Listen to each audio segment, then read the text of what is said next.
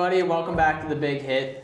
I'm Danny joined by Maurio Damiano. And today we're going to talk a little bit about the NBA, some predictions we have. We're going to go through the Finals MVP, Rookie of the Year, Defensive Player of the Year, Sixth Man of the Year, Most Improved Player, our Finals predictions, our sleeper pick, and talk a little bit about the Lakers situation. So first, we'll kick it off, and we're going to talk a little bit about who we think our MVP will be this year.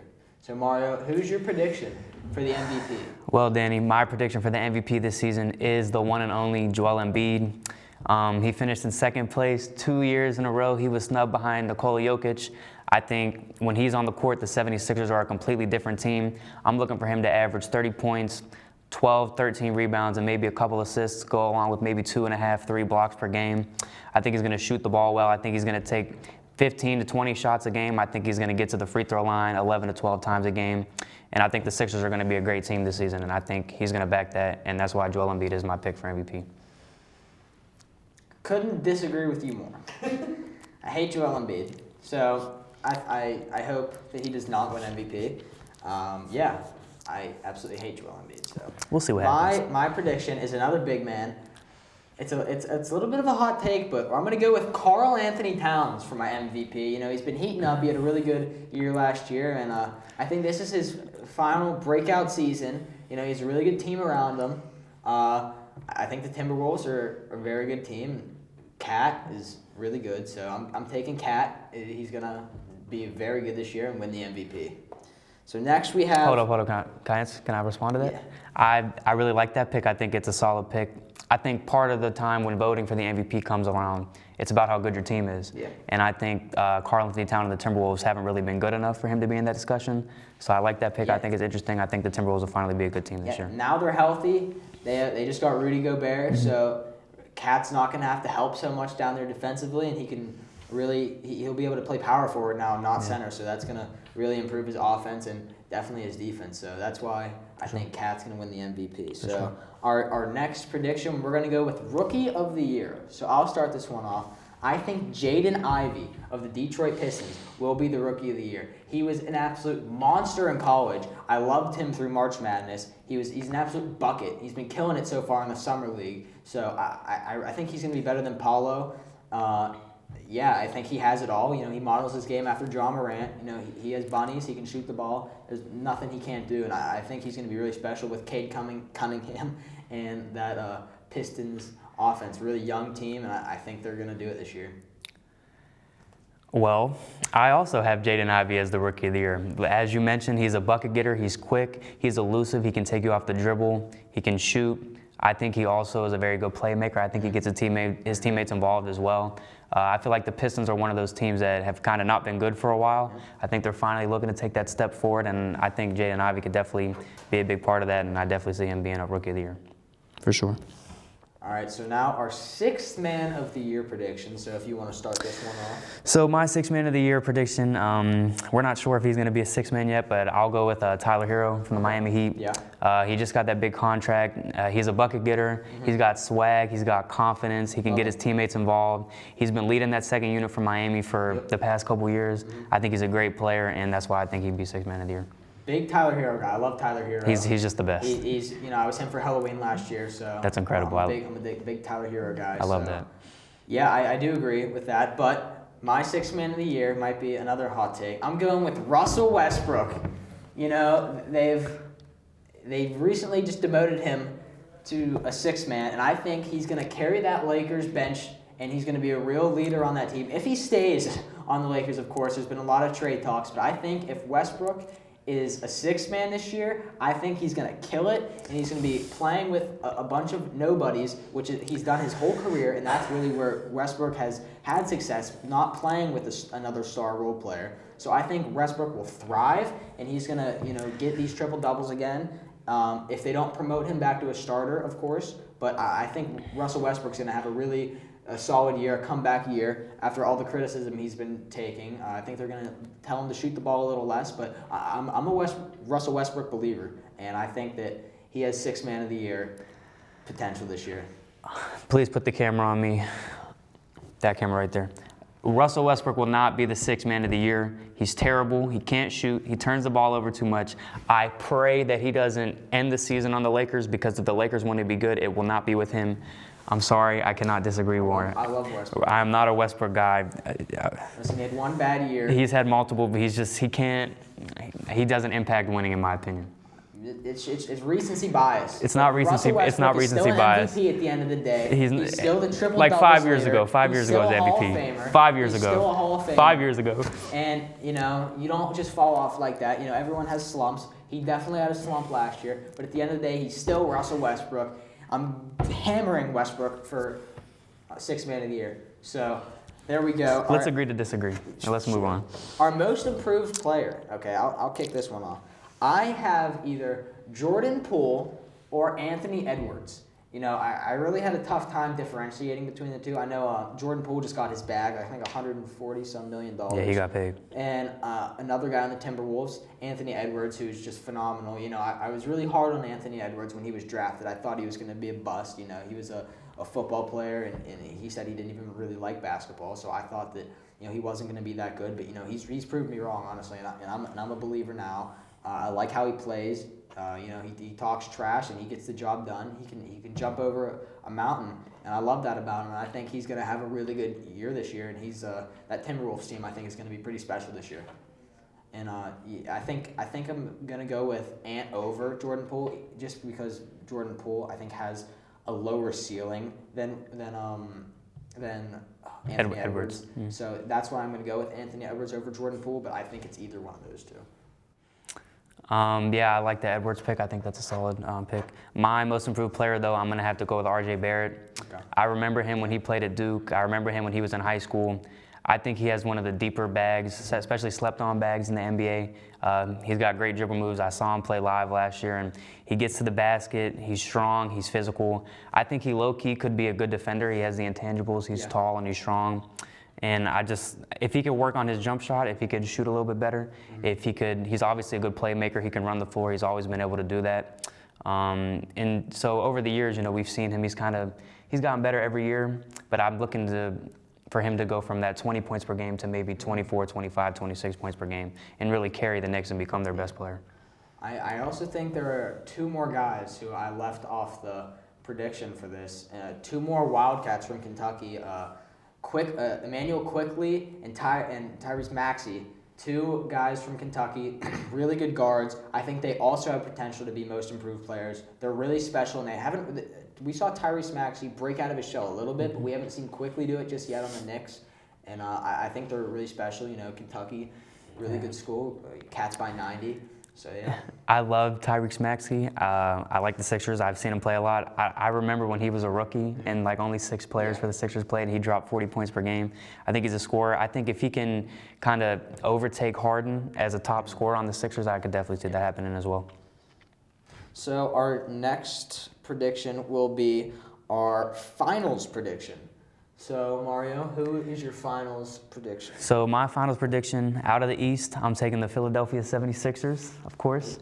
And out of the Western Conference, I'm going to take the Los Angeles Clippers. To start with the Sixers, as I previously mentioned, Joel Embiid, I think, is going to be the MVP. Obviously, James Harden is going to have to return to a little bit of his old form. We mentioned Tyrese Maxey.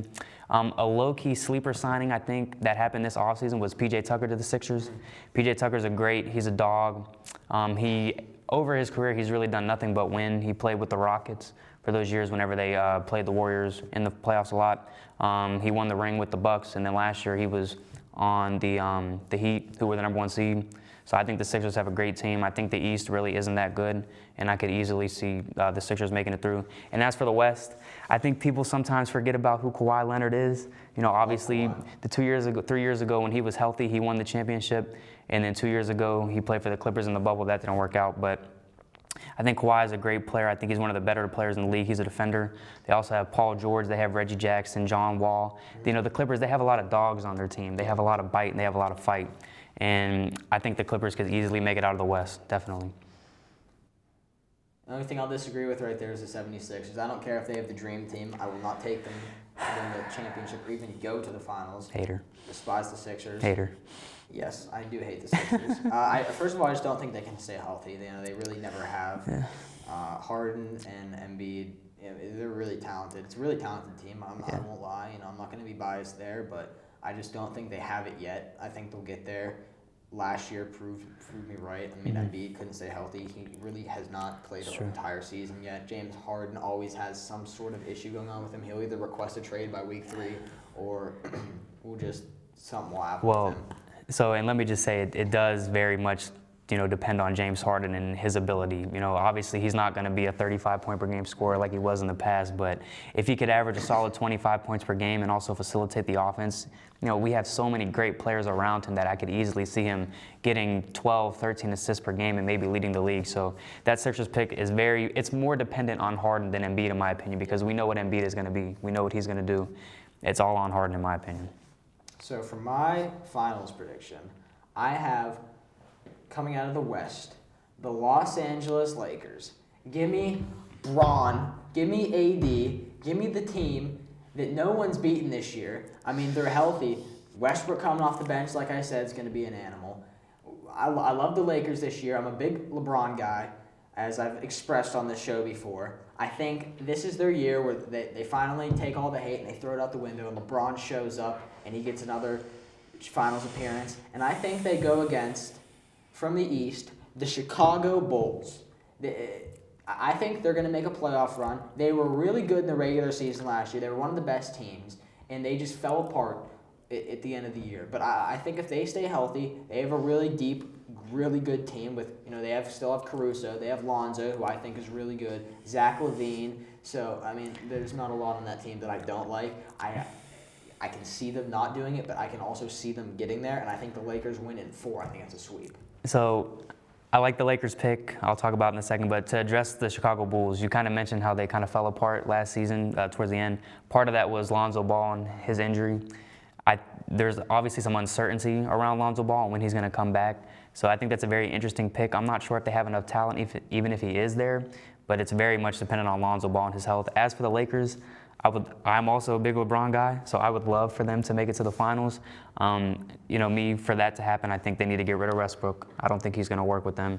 They have to play some defense. They really don't play defense really well. I mean, I think AD could be a great interior defender, and Anthony Davis can guard at the perimeter as well, and LeBron James can play defense when he wants to. Yeah. But I think as a team, they don't defend well enough, and I don't think they have a pure shooter. Yeah. You know what I mean? They don't have a guy who they can pass it to and, take, 10 threes a game and make 5 or 4 or 5 of them. That's the only problem I see with the Lakers, but I would love if they made it to the finals. Still missing one piece. For sure. So next off, we will be talking about our sleeper team and our prediction for a team that, everyone's sleeping on a little bit and we think is going to prove the haters wrong this year. So who's your team? So I was between 2, the Cleveland Cavaliers and the New Orleans Pelicans. But I'm going to pick the Pelicans because I think they have players on their team that are kind of already proven and have already done things in their career. I love Brandon Ingram. I think he could average 25 points per game. I love CJ McCollum. I mean, he's just a bucket getter. He could also average 25. And we have to talk about Zion Williamson.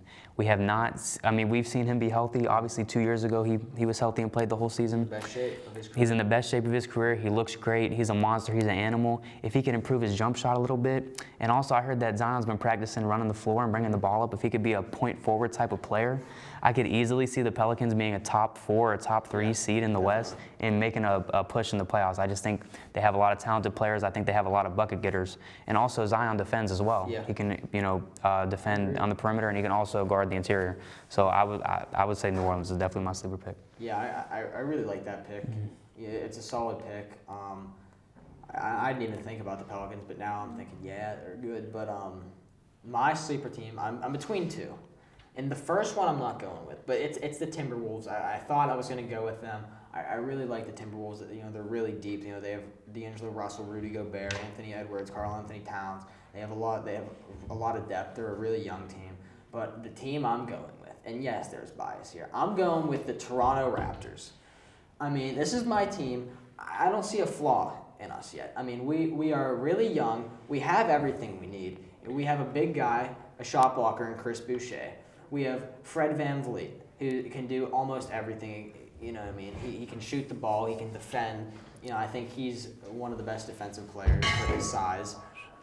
You have Pascal Siakam, who's incredible. You have the Rookie of the Year, Scotty Barnes, who can play every single position. He's the first rookie to play all 5 positions in a season since Magic Johnson. So he's a special talent. You have Gary Trent Jr., who, again, can do a lot. He's a really good shooter. I mean, this team's deep. We just signed Juancho Gomez.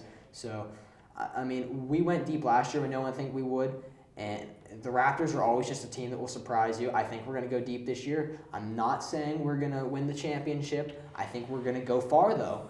But I would love to see us win the championship. I think the Raptors are a special team, a very slept-on team. And, yeah, we the North. I love the Raptors pick. I like Fred VanVleet. He's obviously been playing for them for a while. He's a great shooter and a good playmaker. Scotty Barnes is one of the best up-and-coming players in the NBA. One thing I'm looking forward to the Raptors is seeing is Pascal Siakam. Yeah. He was tremendous, especially when they won the championship and the year after they won the championship. If he could continue to play at a level like that and be one of the better big men in the league, I could totally see that happening. So I like that, for sure. So next we'll be talking a little bit about the Los Angeles Lakers and what is going on there in Southern California, because every week there's a new headline. There's always something going on. Yeah. LeBron's bald. There's something new. Anthony Davis isn't showing up to practice. He's hurt again. Yeah. Something's going on with LeBron. Russell Westbrook wants to be traded. I just saw a video recently of Westbrook. He wasn't even going in the team huddles. He didn't look like he wanted to play. He's very upset. They almost traded him to the Pacers, I think a couple weeks ago, they said. Everything is going down in Los Angeles, and I just feel bad for LeBron. He tried to build the super team, and it just didn't work. You know what? I feel bad for LeBron, too. I think they're kind of wasting his last years. Anthony Davis just cannot stay healthy, and it makes me so upset. And like we said, previously, the Lakers, they don't play any defense. You know what I'm saying? They can't really defend anything. And they have a lot of guards. Obviously on their team, they picked up Pat Bev, which I kind of like. They have Lonnie Walker, which if he can kind of be a good scorer off the bench. They have Austin Reeves, who I kind of liked last year. I think he's a dog, and I think he's got a lot of fight in him. But I don't know. I don't know if the Lakers have enough, honestly. Exactly. And it's a tough situation down there, and we're going to see if they figure it out.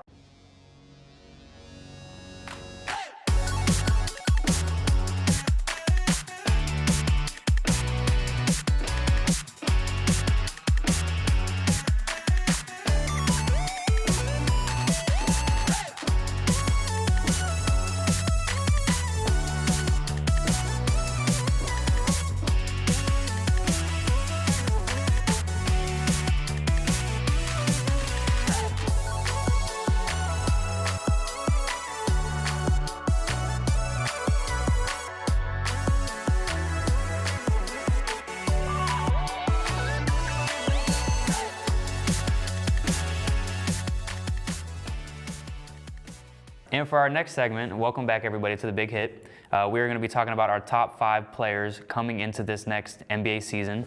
So Danny, we're going to start with your honorable mention, so go ahead. My honorable mention, I think by the end of this year, he's going to finish. He might even get an MVP this year. He's a sneaky player. Ja Morant for the Grizzlies, one of the youngest players in the NBA. I love me some Ja Morant. He's incredible, one of the most gifted athletes in the NBA. He can do it all. He's carrying that Grizzlies team. They were terrific last year, even without Ja. I think he's going to finish very high, but I don't think he's going to squeak into that top 10 yet. He's obviously going to be an all-star. He's going to be a starter.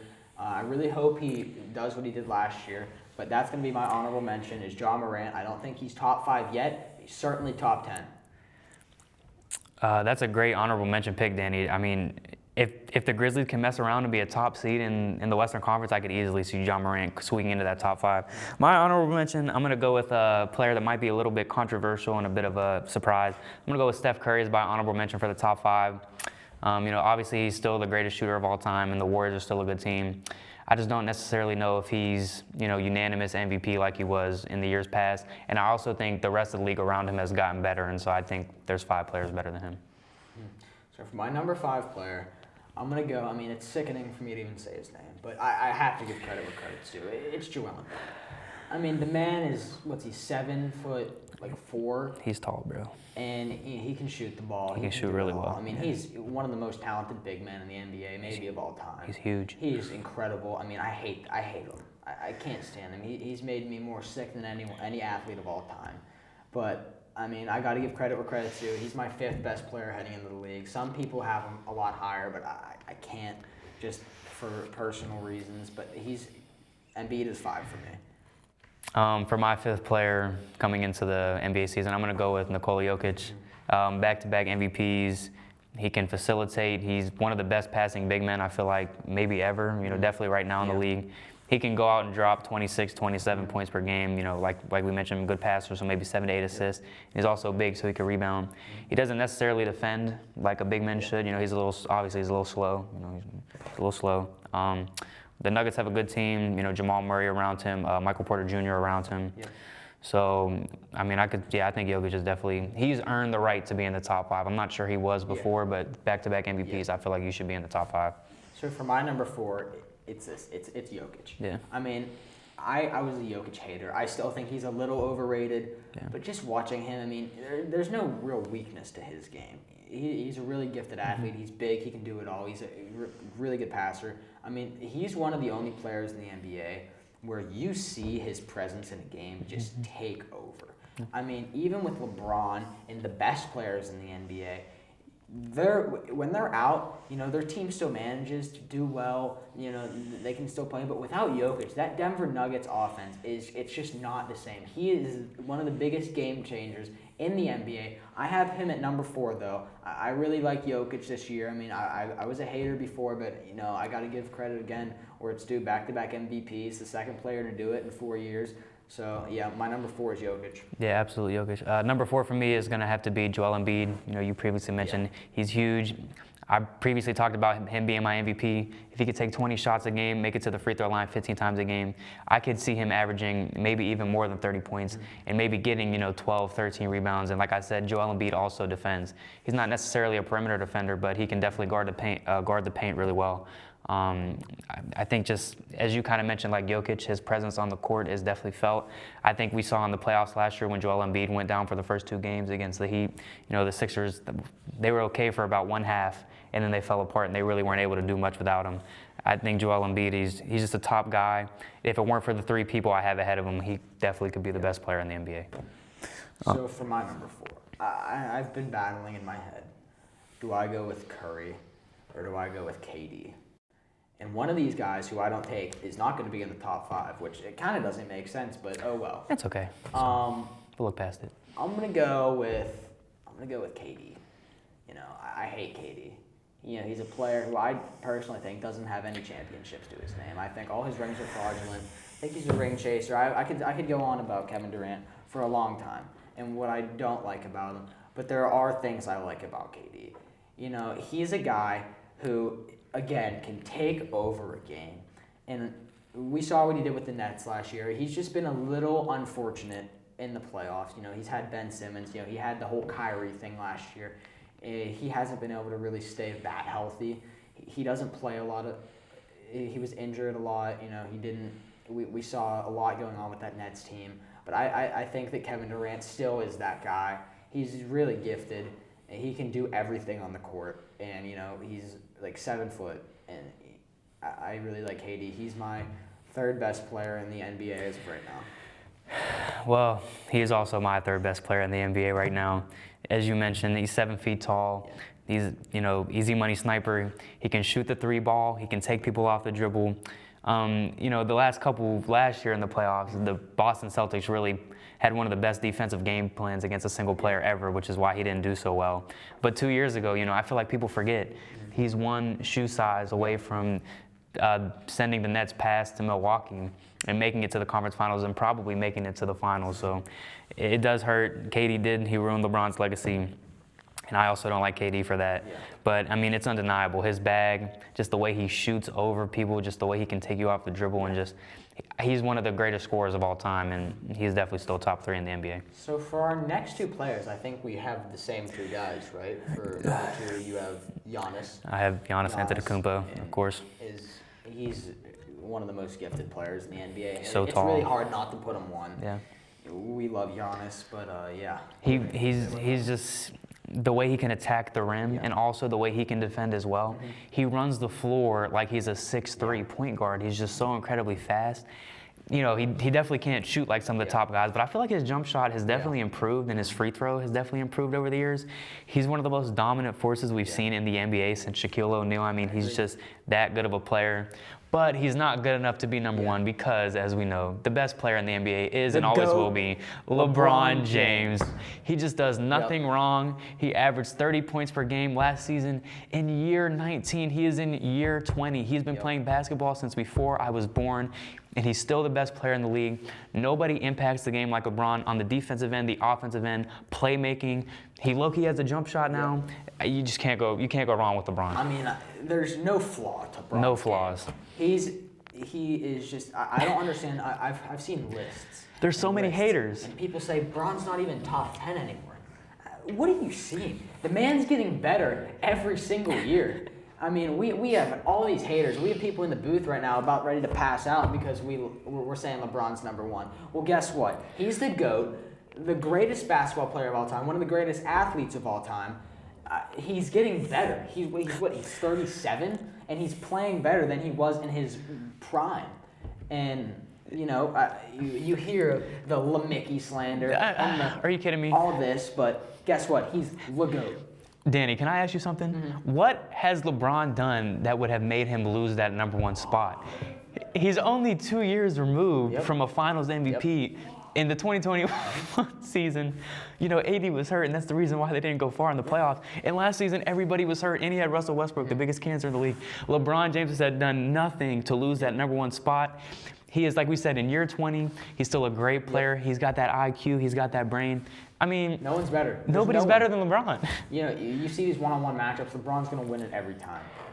So that's our top 5. Yeah. And we agreed with almost every pick. We pretty much had the same top 5. Now we're going to talk a little bit about, very quickly, some players that didn't quite make it. So, you guys were probably shocked you didn't hear names like Luka Doncic and Jason Tatum and like Devin Booker. Even Devin Booker, like that. In my opinion, we were talking about this earlier. Luka Doncic is just very overrated to me. I personally just don't see what he brings that is so great.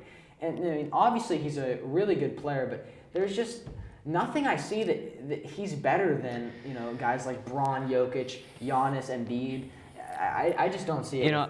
I feel like he's a solid player, and he definitely impacts the game all around. But I just remember from watching the Mavericks, he's pretty much the whole team in the sense that if he does good, you know what I mean, the Mavericks do good. But if Luka Doncic is off, or if his teammates aren't doing as well, like, he just doesn't really impact the game, and he can't control the game, especially because he's not as athletic. He can't go down. I mean, obviously he can take people off the dribble, and he can shoot pretty well, but he can't dunk on you. He doesn't play any defense. We don't even have to talk about that, but I don't like Luka. Another player that I really, not to be a certified hater, another player I really don't like is Devin Booker. What do you think? I agree. Booker's overrated, but Booker is also another one of those players that when he's hot, he's the best player on the court. It's true. It doesn't matter who he's playing. He could be playing LeBron. As hard as this is for me to say, but if he's hot, I don't know about if LeBron. Booker is hot, there's no stopping him. That's we true. saw it in the playoffs a couple years ago at the end of the season, in the bubble. I mean, you couldn't stop Booker to save your life. It's hard to say. He's not top 10. No. He's not top 5. No. But when he's hot, he's the best player on the court. But I think he's not there yet. He's a little overrated. He doesn't defend well at all. That's true. He's kind of lazy on the defensive end. Without Chris Paul, he hasn't done anything. So that's my opinion on Devin Booker. And you mentioned when he's hot, he's one of the best players. But that's my biggest issue with him is he doesn't. If he's not on his game, he doesn't impact the game at all. He either gives you 30 points or he gives you like 10 points and he shoots 4 for 16 from the field. You look at some other players. For example, I like to look at Trae Young. He's another one of those players that can give you 30 points sometimes, or he can give you 4 points. But when Trae Young doesn't have it offensively, or in terms of like scoring, he can still get his teammates involved. When Trae Young shoots 12 or 2 for 12 from the field, he also has 8, 9, 10 assists.